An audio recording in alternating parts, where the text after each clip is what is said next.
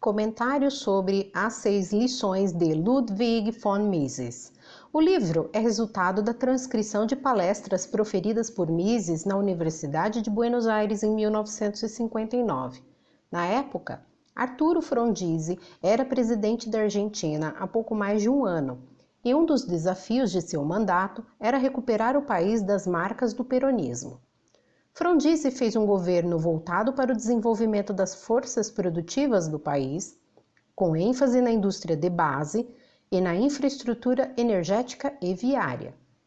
Em sua gestão, o país alcançou a autossuficiência na exploração de petróleo, expandiu a petroquímica, instalou a indústria ferroviária e iniciou a construção de usinas hidrelétricas, gasodutos e sua primeira siderúrgica, fundamental para o posterior avanço dos demais setores industriais.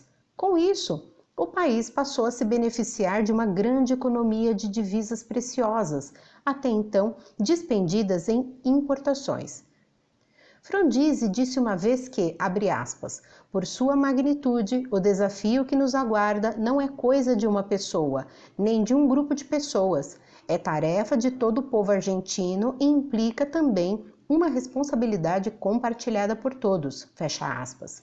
Seu mandato foi prejudicado por turbulências causadas pelos entrechoques entre peronistas e antiperonistas, resultando em sua deposição via golpe militar.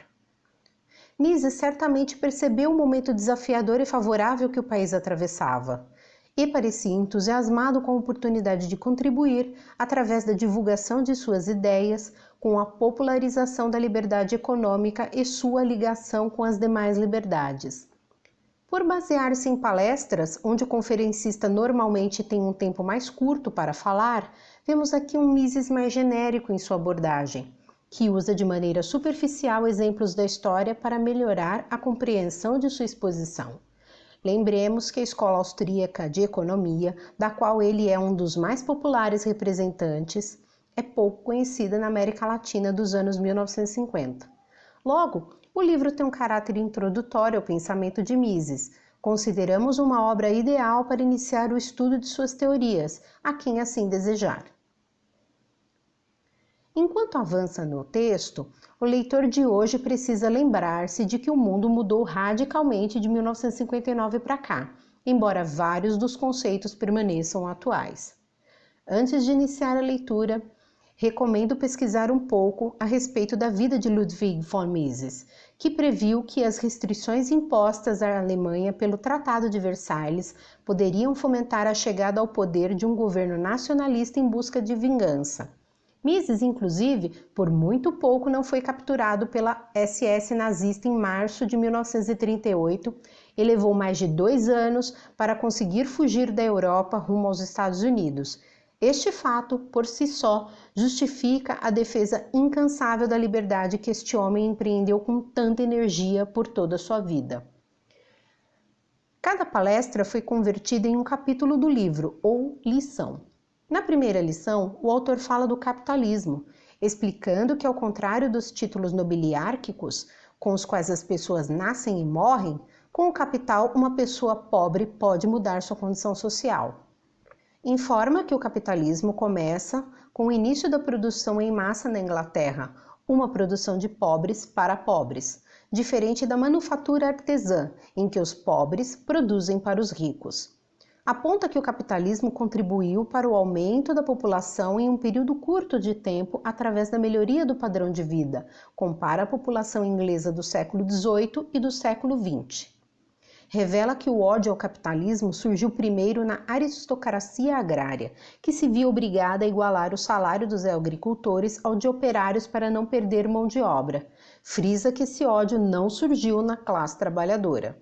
A tão propalada falácia da exploração de mulheres e crianças inglesas na primeira Revolução Industrial, a qual nos acostumamos a ver retratada em filmes e outras produções culturais correspondentes ao período, cai por terra diante do substancial aumento de população e redução da mortalidade infantil.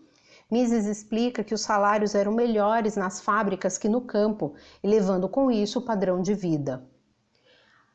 Ao terminar esse trecho do livro, automaticamente pus-me a pensar no que diria Mises se visse as fábricas chinesas do século XXI. Prosseguindo, o autor esclarece que a fuga dos trabalhadores rurais para as cidades se deveu aos baixos salários pagos pela aristocracia rural e às precárias condições de vida. A indústria pagava salários maiores e a cidade oferecia mais confortos, cultura e educação. Encerra o capítulo explicando por que a teoria de Karl Marx sobre a lei de ferro dos salários, a qual defendia que os trabalhadores no regime capitalista ficam mais pobres, é equivocada. Na segunda lição, o autor fala do socialismo, começando pela definição de liberdade econômica, que para ele se traduz no poder de escolha do indivíduo quanto à forma de se integrar à sociedade. Mises considera que a liberdade econômica é indispensável para uma sociedade livre, porque distribui mais ou concentra menos o poder em poucas mãos, dando como exemplo sociedades em que o governo detém os meios de produção e com eles controla as outras liberdades, como a de expressão, de culto, de pensamento e de imprensa, ainda que na Constituição do país conste regramento em contrário. Para o autor, no livre mercado, o consumidor é patrão, soberano, governante. Um governante que propõe a regular essa relação sob justificativa de proteger o cliente e evitar que ele faça escolhas erradas é, no mínimo, paternalista.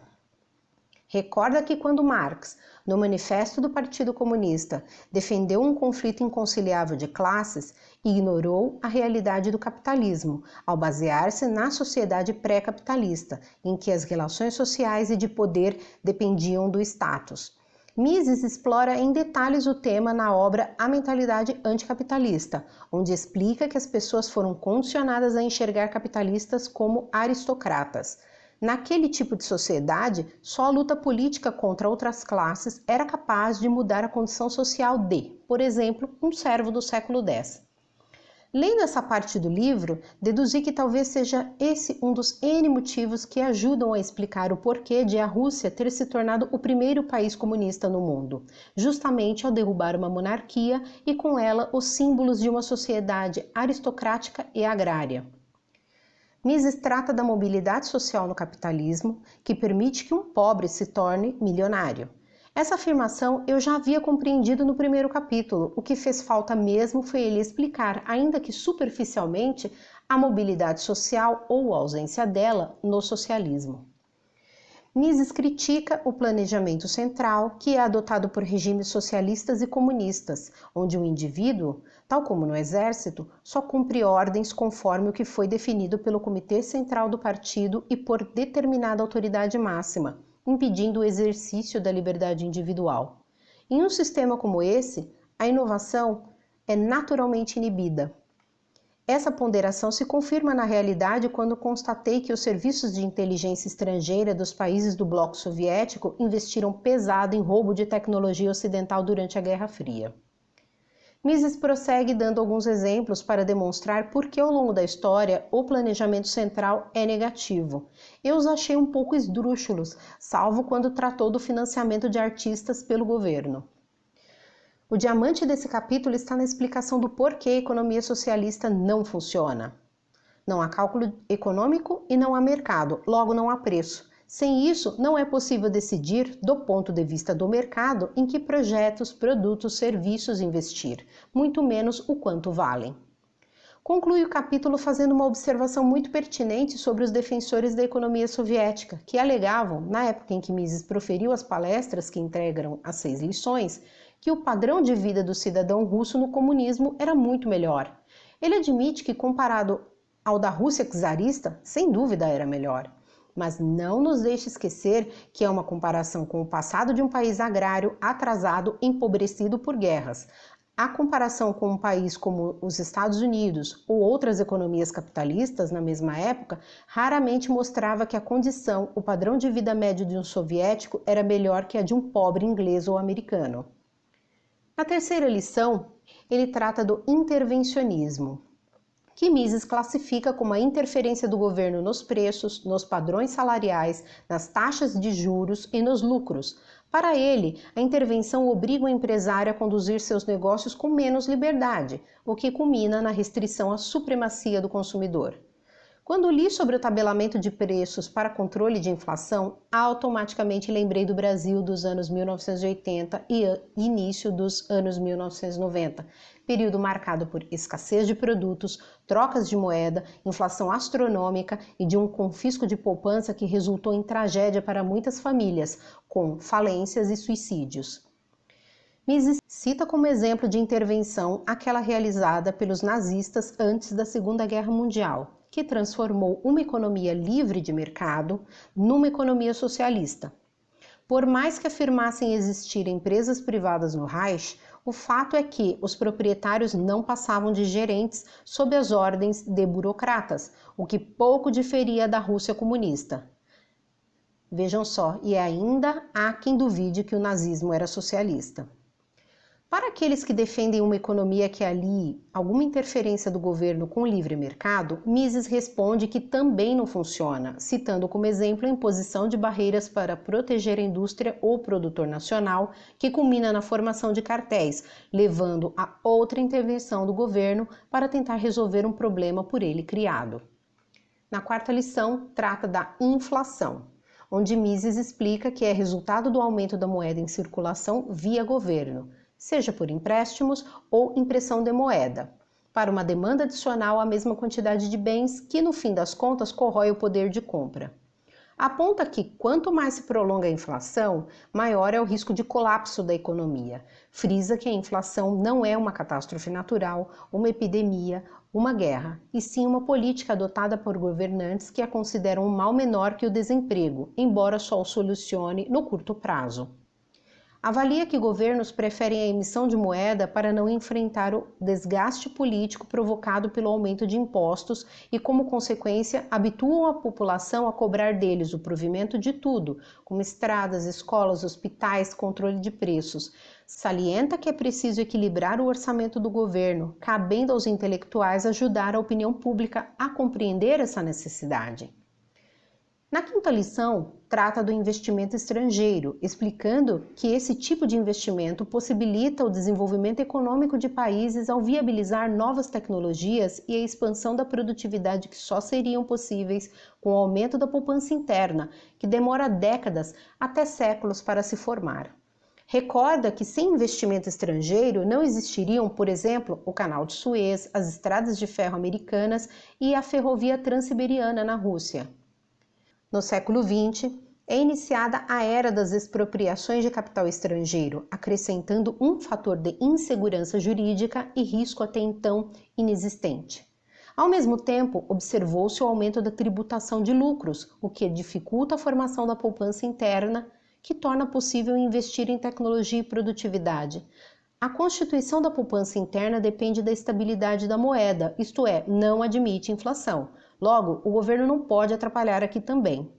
Conclui afirmando que a industrialização leva ao desenvolvimento, que traz melhor padrão de vida e a formação da poupança interna, que puxarão mais desenvolvimento. Aqueles que afirmam que capitalistas montam empresas em países com mão de obra barata e abundante, Mises responde que isso eleva o patamar salarial que leva a um melhor padrão de vida. Enfim, para Mises é um ciclo que, sem interferências, parece funcionar próximo da perfeição. Na sexta e última lição, aborda o papel da política e das ideias. Para Mises, os eventos políticos são consequência inevitável de mudanças na política econômica. Observa que do século XVIII em diante, os partidos políticos, salvo nas ditaduras comunistas, transformaram-se em grupos de pressão em busca de privilégios às custas do povo, cujos anseios o parlamento não representa. Aponta que a atuação desses grupos aumenta as despesas do governo. Defende que o debate de boas ideias é capaz de vencer as más. Mises avaliou que aquele momento vivido pelos argentinos era propício para tal.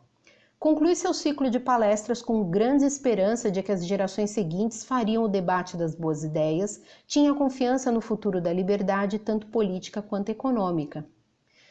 Bem, se ainda estivesse entre nós, que será que Mises diria, sobretudo da Argentina de hoje? Aqueles estudantes entenderam a mensagem? Bom, isso eu não sei responder. O que me parece é que não conseguiram debater suficientemente.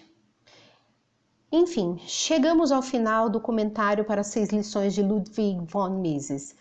Deixe aquele joinha, ative as notificações e compartilhe esse vídeo. Nos vemos nos próximos. Até lá!